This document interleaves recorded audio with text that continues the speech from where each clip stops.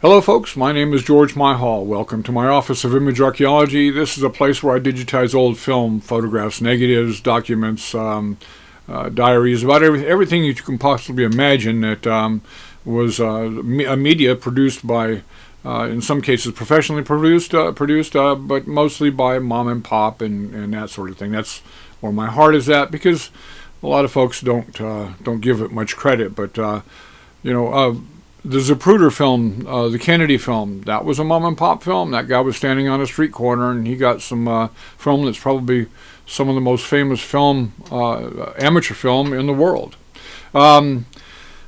Seen by more people at any rate than probably any other amateur film. And that was on a camera very similar to something like this, about this same size, and produced a little film like that. And that's what most people do, did at the time. The others had 16 millimeter, and I would show you that because that's, if I have one right now, and I should have held on to one, but I didn't. It's, as you can see, this is limited space. 16 millimeter film produces something like this right here. This is the or comes out of a box like this. And that's actually a film can. It's got black tape around it to help preserve the film and keep light out and air out and all that good stuff to make it so that it takes a good film. This right here is this is gun camera footage from World War II. It's still viable.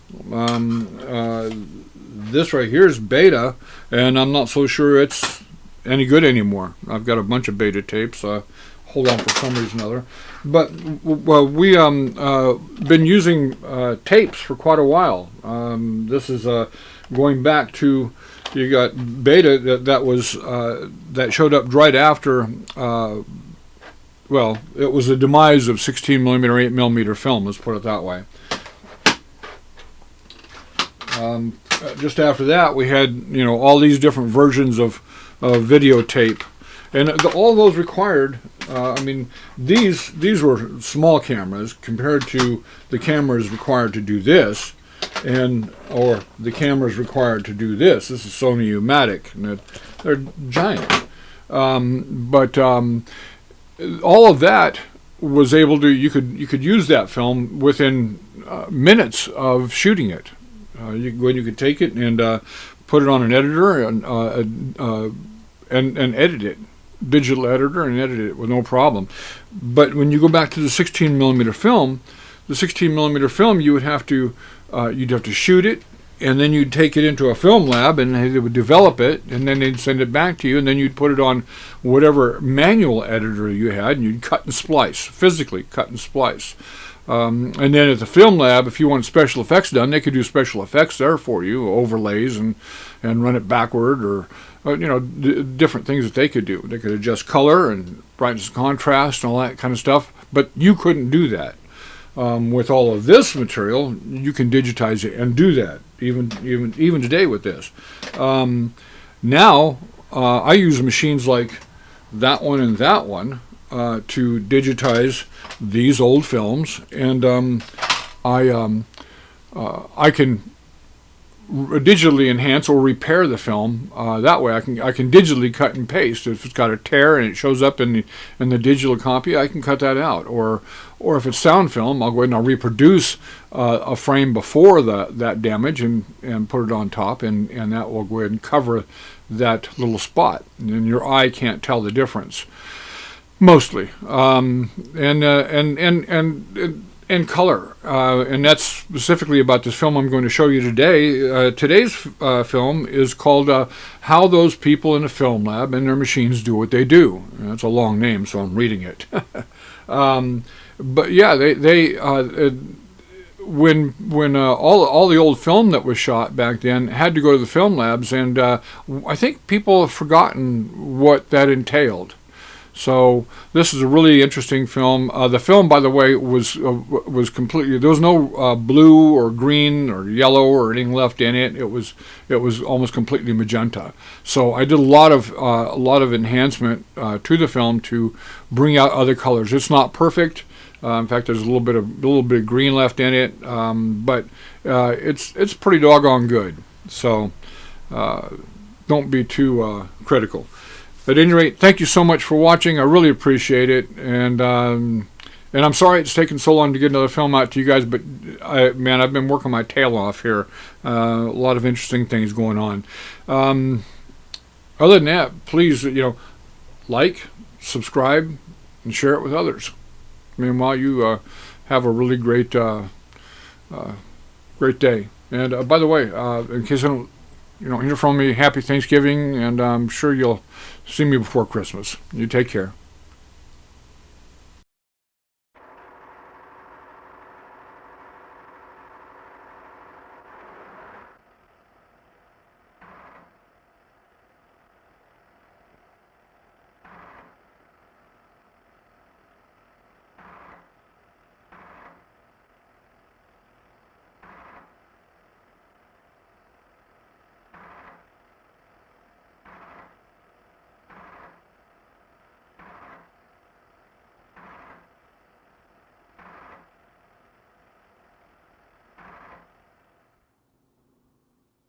The result of your work as a filmmaker will depend upon your ability to communicate with your film lab.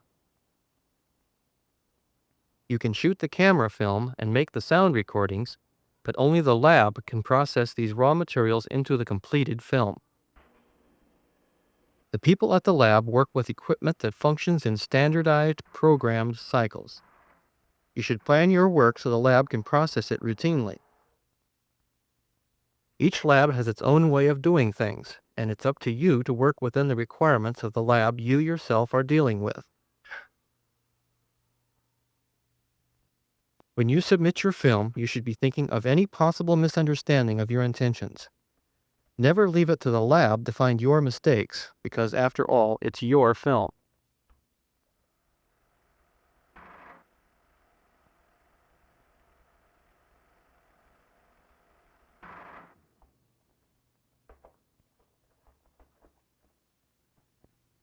When submitting work to the lab, be perfectly detailed in your instructions, and never assume anything.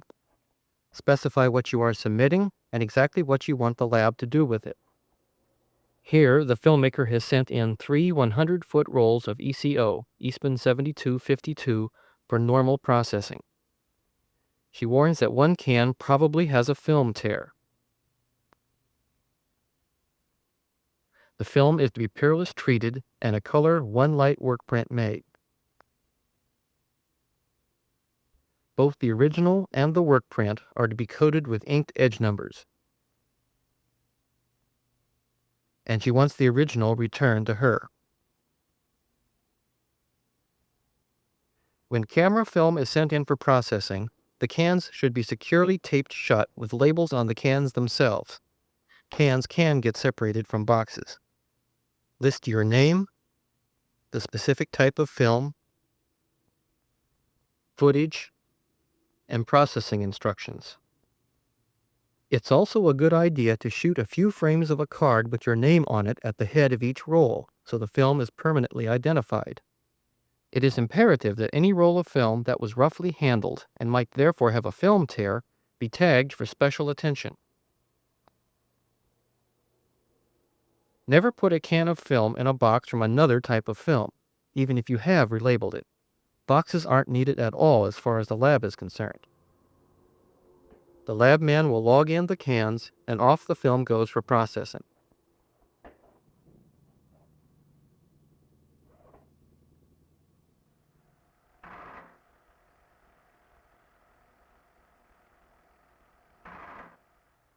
These are color reversal processing machines. The film is pulled through the various tanks of chemical solutions by rollers mounted on racks. A continuous chain drives these rollers equally, and so the film is gently pulled along. When not running film, the machines are threaded up with leader. This is the chemical mixing area. After being okayed, the solutions are pumped into storage tanks.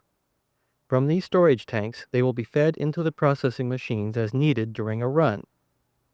Here we'll be seeing the processing of color reversal film, for that is the most commonly shot 8 and 16 millimeter stock. A trial run is first made with a standard control strip. The values of the color patches and the grayscale are determined with a color densitometer. And if everything checks out, then all is ready to start processing film.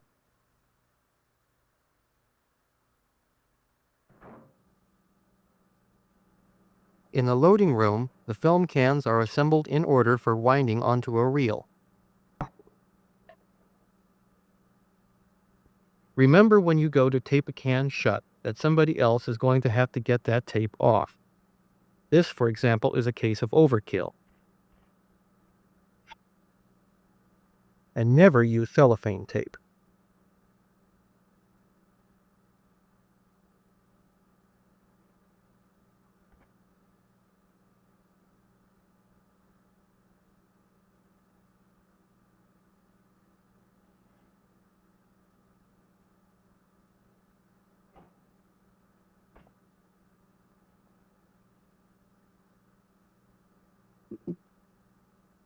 For our purposes of demonstration, all darkroom sequences in this film will be seen in just reduced light, but in reality the lab man must work in total darkness. Each roll is spliced onto the previous one and wound onto a reel.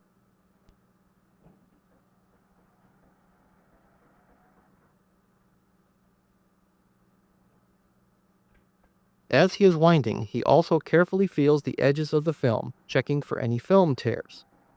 Any such defect will cause the film to break in the processor. If this happens, the film will be lost. Worst of all, as several hundred feet of film are passing through the machine at a time, if one piece breaks, then somebody else's film will probably also be a goner. This is the roll we saw coming into the lab with a warning, and sure enough, here is a series of broken sprocket holes. The bad footage must be cut out. It's not very pleasant explaining to a client that his film was lost in processing because some other guy's film broke on the same run.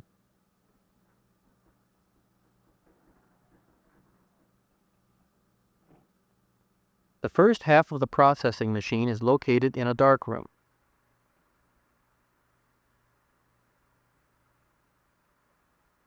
The film on the supply reel is spliced onto the end of the leader that runs through the processor, to the take-up reel out in the daylight area. When the temperature is correct, the chemical replenishment valves are turned on and the run is started. This machine processes color reversal stock. That is, the result on the camera film is a normal color image of the scene photograph. However, the easiest way to illustrate color reversal processing is to show the much simpler black and white process. In total darkness, the original latent image is developed to a negative silver image. A bleach solution dissolves away this freshly reduced silver, so now there is only gelatin where there had been silver, but the formerly unexposed silver halides are still intact. Next, the film goes into a clearing solution to rid the emulsion of the bleach, and past a re-exposure lamp to expose all the remaining silver salts. A second developer brings up this exposure to a positive image, a reversal of the original negative. The fixer solution hardens the emulsion, and there is the resultant reversal image. In the color reversal process, the latent image is first developed to a negative black and white silver image in the developer. And then in the stop bath, the image development is halted.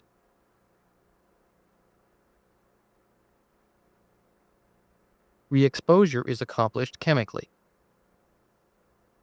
Now out in the daylight section of the processor, the film passes into the color developer, where the silver salts that were just exposed are reduced to silver.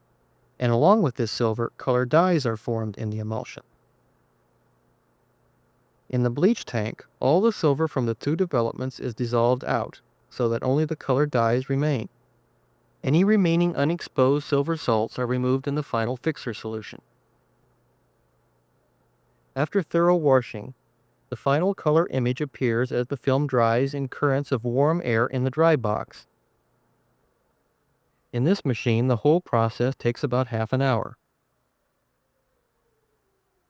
The control strip that was included on the load is evaluated as a record of this particular run.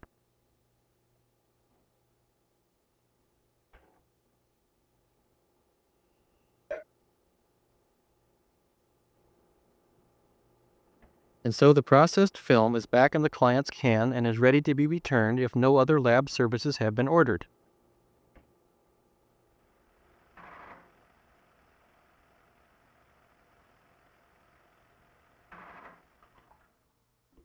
As a filmmaker, your original footage is your most precious possession, and it's a good idea to have it protected by a film treatment.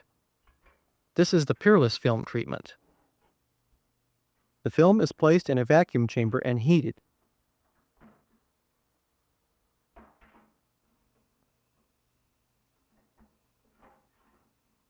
In this vacuum, the film is exposed to various chemicals that harden and lubricate the film. The film's shrinkage with time is also much reduced.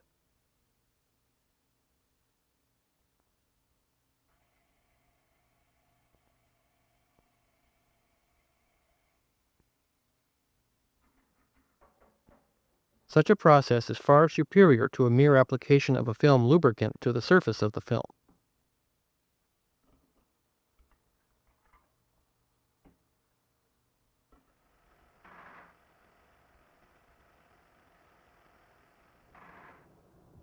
A black and white work print would be cheapest, but here the filmmaker has ordered a color print. The timer makes out a leader to allow thread-up footage for the printer.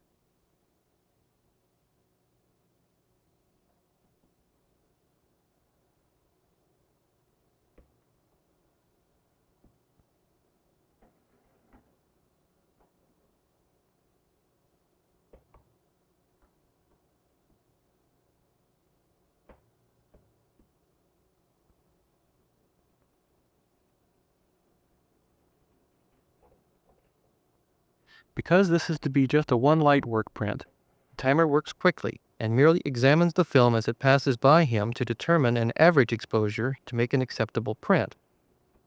At the tail, he splices on another piece of leader to allow handling the film without touching the camera footage. On the printing order, he instructs the printer operator to use the full printer aperture so as to print not only the picture area, but the full width of the film to include the original film's photo edge numbers on the print.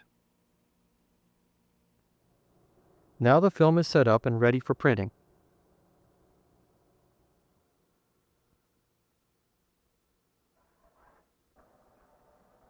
The printer operator gets the print film out of the stockroom, where the film is kept cool for storage.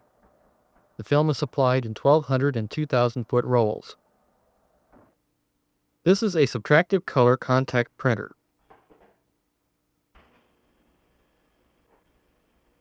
It can make scene-by-scene exposure corrections, but cannot make scene-by-scene color corrections.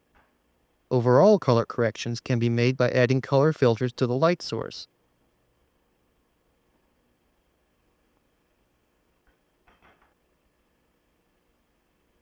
Using a light meter, she adjusts the amount of light to give the proper exposure.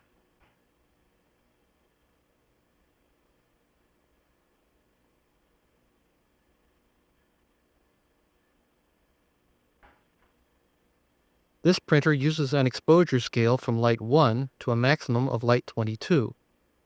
A normal print of a properly exposed camera original is printed at mid-scale.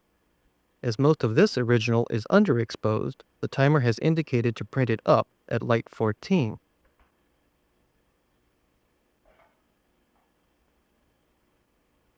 With the original threaded up and the room light off, the thread up of the print film can begin. She punches a sink hole in the print film and puts it together with the original's print sink in the aperture and completes the thread up.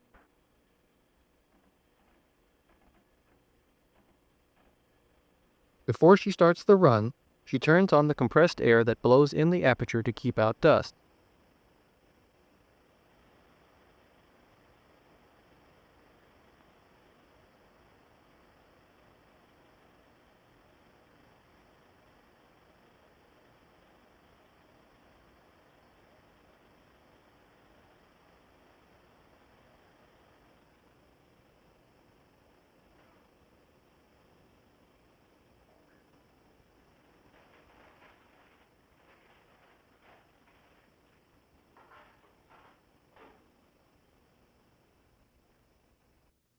the original is filed, and the print is sent off for processing.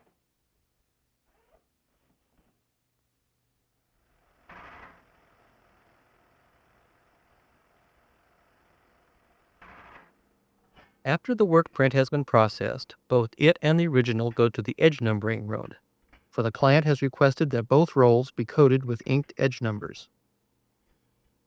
This is the edge numbering machine. If you have any specific numbers you wish used, check with your lab to see what combinations of letters and numbers they can supply. Here, the client has not specified any preference, so the technician will start numbering with AA0000.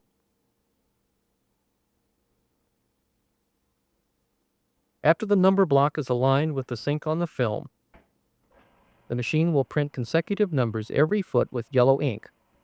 The process is repeated identically for both the work print and the original. Both rolls done, the tails are checked to be sure the number block didn't skip or jam. The final numbers must match frame for frame.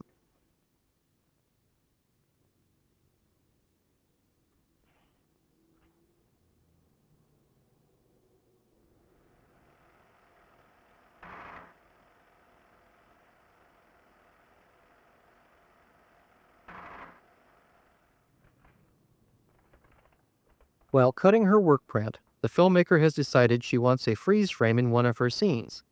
So she sends the camera footage of that scene back to the lab and orders a duplicate of this shot, but with the whole frame incorporated in it. As this dupe is to replace the original in the AD rolls, it must be the same B-wind as the camera film. The original is to be printed for 132 frames, and then that frame held for 100 frames. The filmmaker has ensured against error by marking the frame to be held with an X scratched in the emulsion between the sprocket holes.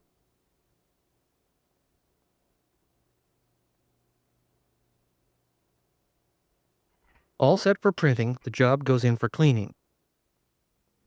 In this film cleaning machine, the original is scrubbed clean of dirt and oil by rollers in a bath of solvent.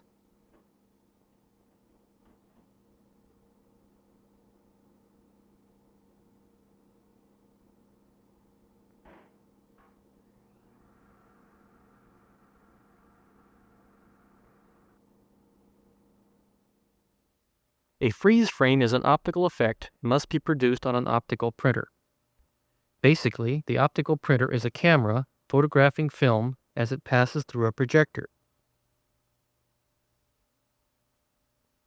This is the camera end of the operation.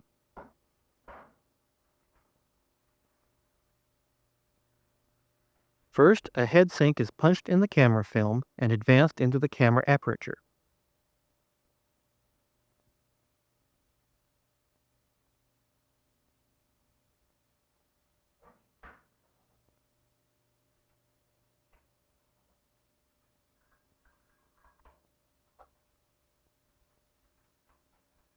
In the projector, the original is threaded up with the print sink in the projector aperture. The exposure is set, and with the camera and the projector locked to the same drive system, the camera shoots the original frame for frame up to the frame to be held.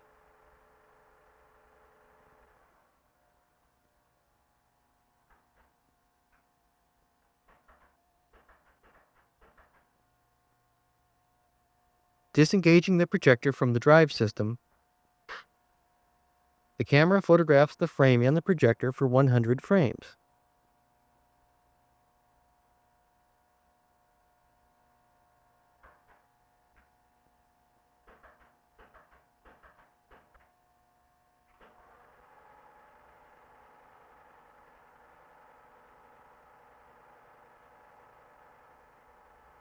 And there's the client's freeze frame master dupe.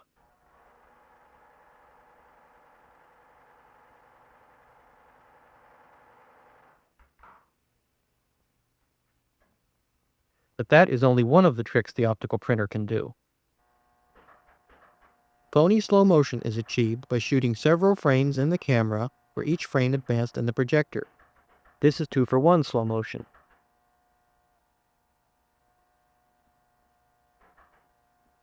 Shooting fewer frames than pass through the projector results in accelerated motion. This is 1-for-2 action. Running the original through the projector in reverse produces reverse action in the dupe. In bipacking, both the A roll and the B roll, which in this case is a matte, are run through the projector at the same time. If these two rolls were printed as a superimposition, they would be printed as two separate runs, resulting in two separate exposures.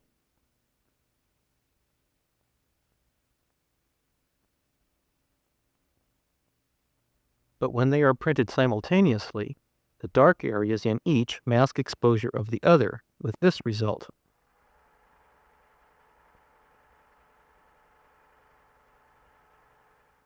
When the filmmaker gets her master dupe back from the lab, she can finish cutting her film into the final A-B rolls.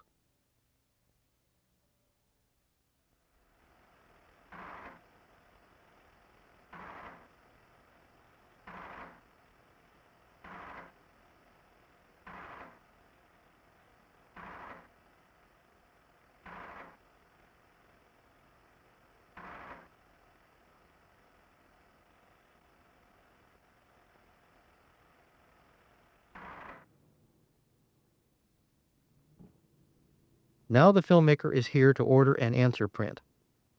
She has brought her AD rolls, mag soundtrack, and timing instructions. The lab man makes out a lab work order for a color reversal, electro-printed sound answer print to be mounted on a 200-foot reel and can, and her printing rolls are to be returned to her.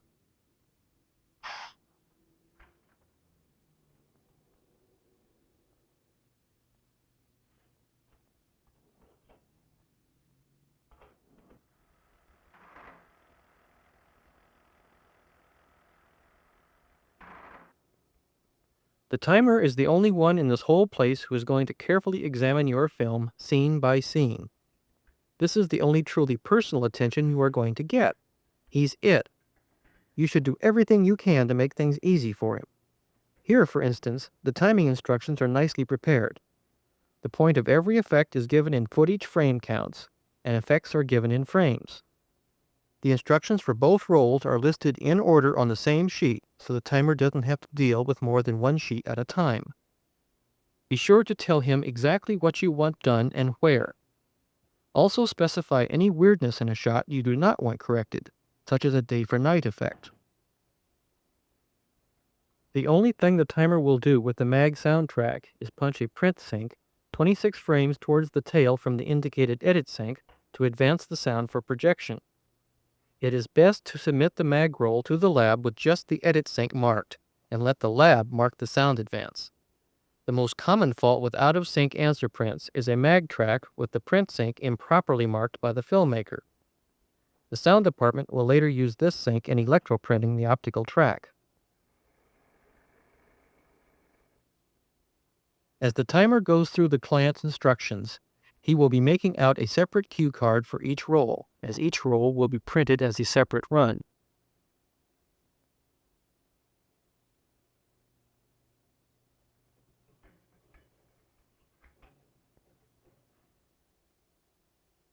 At 13 feet 26 frames, the A roll is to fade in for 32 frames, and the B roll is to fade out in 16 frames. The timer checks the two scenes for the proper printing exposure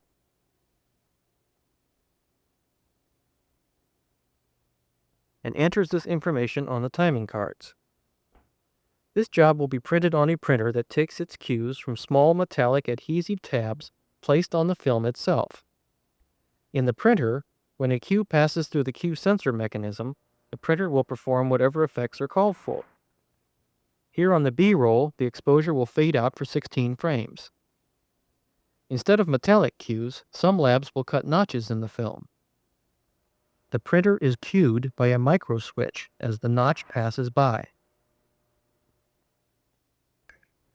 By varying the exposure in printing, scenes of varying densities can be corrected to approximately the same result in the print, but only within limits. When not color correcting, the 22 lights of the exposure scale are each about a quarter of a stop.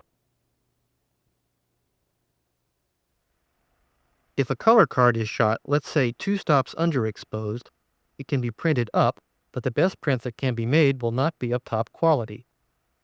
Designating light 10 as the proper exposure for a normal original, here the color card will be printed up in 2 light increments, starting with light 12, light 14, light 16, and light 18.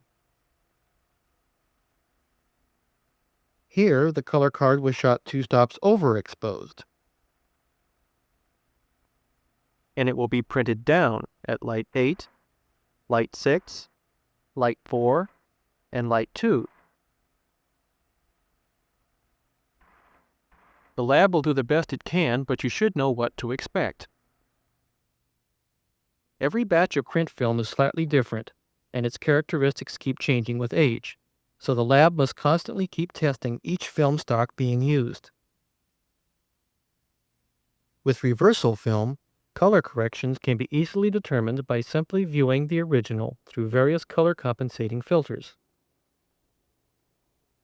This shot, with an overall red cast to it, is viewed through various cyan filters until the proper amount of cyan, red's complement, is found to cancel out the excess red.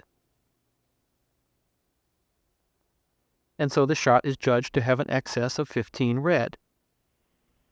In a subtractive color printer, a 15 cyan filter would be added.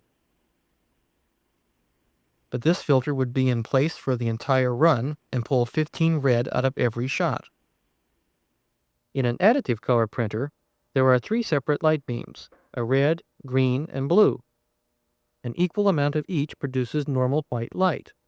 But by varying the amounts of each, the printer can produce whatever color correction is desired for every shot in the film. In our example here, the machine will be cued to reduce the amount of red light by 15. The footage at the tail sync checks out with that listed on the timing instructions. On the printing order, the timer specifies that the sound department will electroprint the soundtrack. As this film requires color corrections, it must be printed on an additive color printer. This is the keyboard for punching out the printer effects tape for each roll. Each time a cue on the film passes through the cue sensor, the printer reacts to the next instruction on the tape, be it a light change, color change, or fade.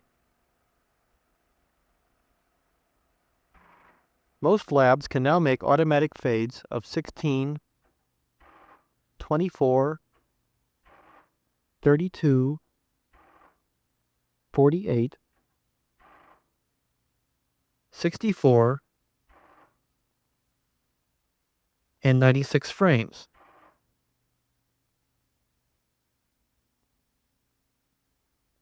The cueing mechanism on the printer requires a few extra frames after an effect to recycle and be ready for the next effect. So be sure to check with your lab to see what their minimum requirements are. In a subtractive color printer, the exposure scale is covered by 22 lights, but with the additive color printer, the same exposure scale is broken down into 50 lights to allow the subtle control of color. For an exposure of white light, an equal amount of red, green, and blue is used. To make a color correction, the timer punches up a different amount of each. The timing process is now complete, so the picture rolls go to be thoroughly cleaned before printing.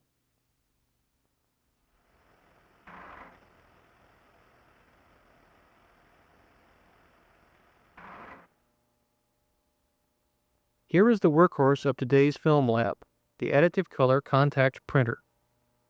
The operator sets the relative amounts of blue, green, and red light to match the characteristics of the print stock he'll be using.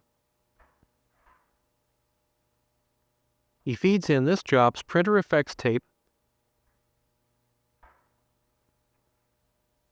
and sets the fade, cue, and footage counters to 0.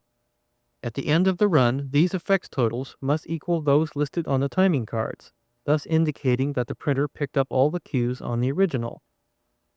This is the light compartment. The white light from the lamp is broken up into the 3 primary colors by filters. Each of these light beams then passes through a light valve that controls the amount of that color in the final exposure. In the back is the shutter that will open and close for phase.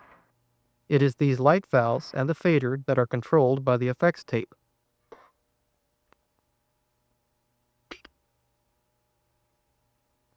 As this is to be a sound print, the aperture used is just the width of the picture, leaving the soundtrack area unexposed. Later, the sound department will add the track.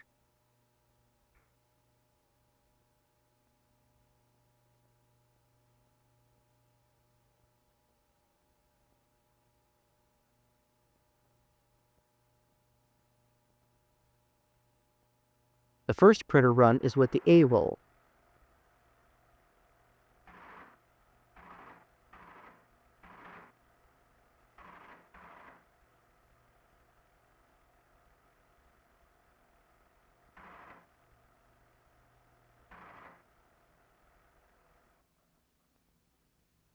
He rewinds the print of the A roll back to heads and threads it up again, this time with the B roll.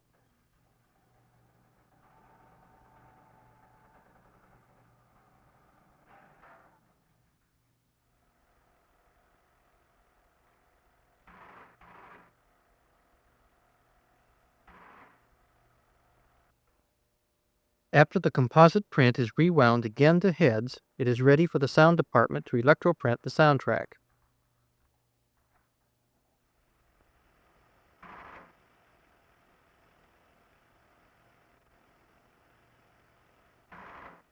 An optical soundtrack can be either printed from a separate soundtrack master or electroprinted, as will be the case here. Electroprinting is the exposure of the soundtrack on the print directly from the magnetic recording. First, the mag track is played back so the technician can set the recording level and adjust the equalization to give the most pleasing sound. Satisfied, he rewinds and puts the print sync, 26 frames retarded from the edit sync, over the playback head.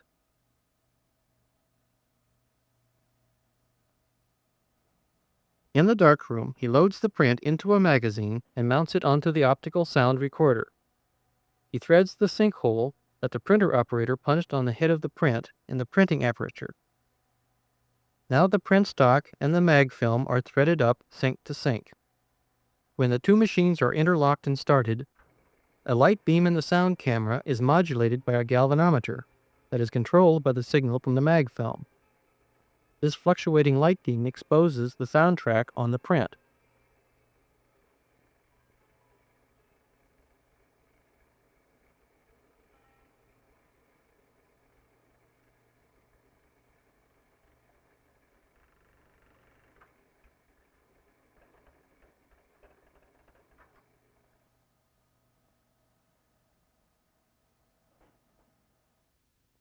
The mag film is put with the printing rolls for return to the client, or they can be stored in the lab's film vault if so requested.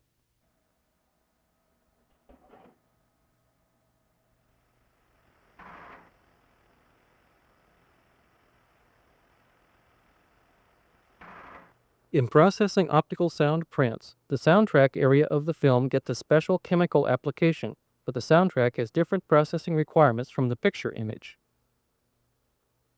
But other than the special treatment of the soundtrack, the processing of print film is basically the same as for the original camera film shown earlier.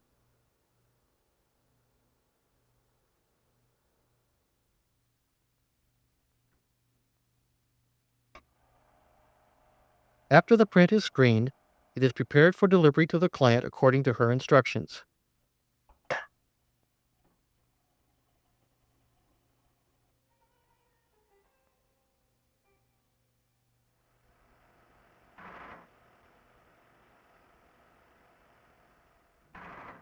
Having received an answer print she likes, the filmmaker now wants 5 release prints.